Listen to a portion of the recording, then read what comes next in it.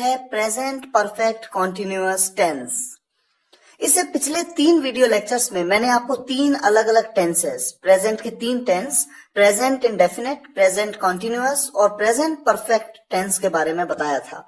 आज हम present perfect continuous tense के बारे में पढ़ेंगे। तो सबसे पहले शुरुआत करते हैं पहचान से। किस तरह के सेंटेंसेस, किस तरह के वाक्य इस टेंस में आते हैं।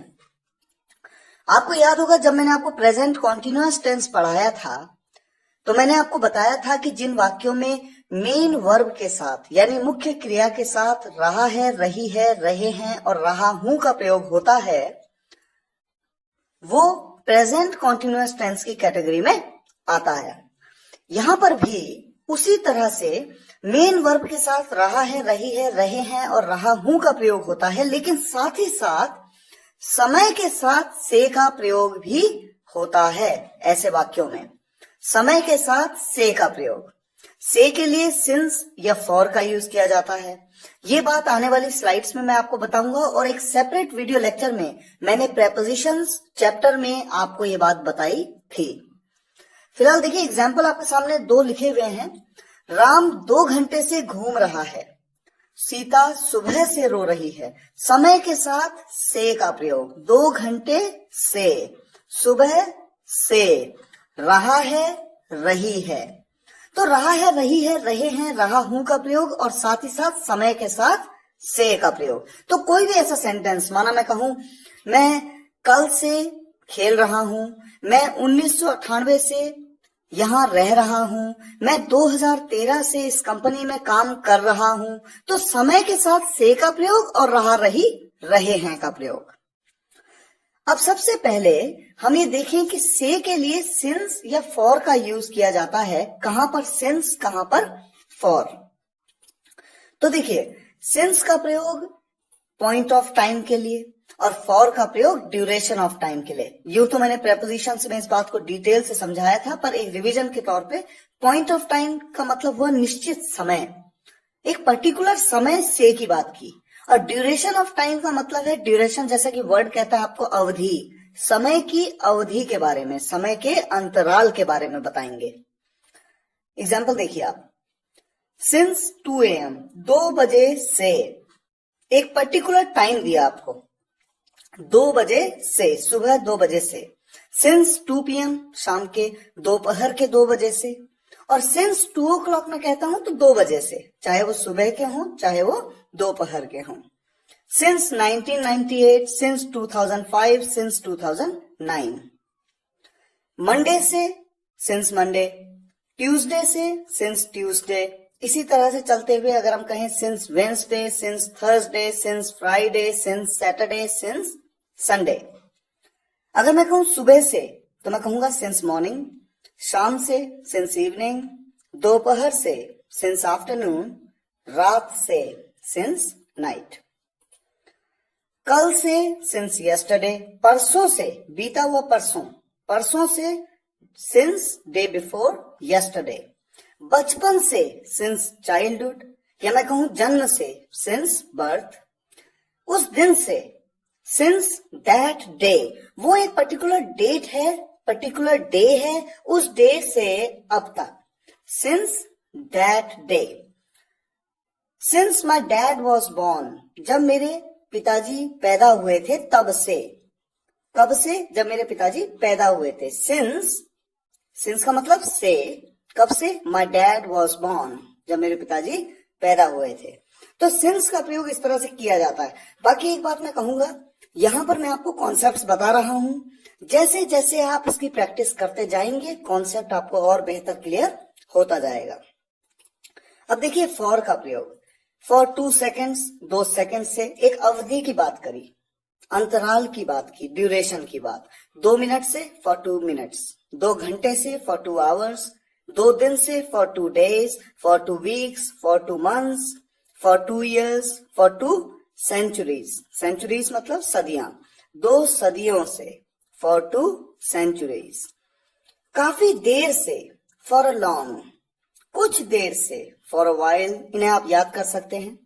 फॉर मेनी डेज, कई दिनों से। फॉर मेनी आवर्स, कई घंटों से। फॉर मेनी मंथ्स, कई महीनों से। फॉर मेनी ईयर्स, कई सालों से। अब सिंस और फॉर के बारे में आपने थोड़ा जाना। अब देखिए सकारात्मक वाक्य को किस तरह से बनाया जाता है, अफर्मेटिव सेंटेंस। जैसे कि मैं आपको हमेशा से बताता रहा हूं, अफर्मेटिव सेंटेंस वो होते हैं जिनमें नहीं का प्रयोग नहीं होता और न ही कोई प्रश्न पूछा गया होता है। इस बात को एक सेपरेट वीडियो लेक्चर में मैंने आपको डिटेल में समझाया था। किस तरह से सेंटेंस बनेगा, देखिए सब्जेक्ट प्लस हैज बीन या हैव बीन का प्रयोग आप करेंगे। कहां पर हैज बीन, कहां पर हैव बीन, ये अगली स्लाइड में मैं आपको बताऊंगा। उसके बाद वर्ब की फर्स्ट फॉर्म उसके साथ में लग करके आईएनजी। उसके बाद अगर कोई वाक्य में ऑब्जेक्ट है तो ऑब्जेक्ट आएगा।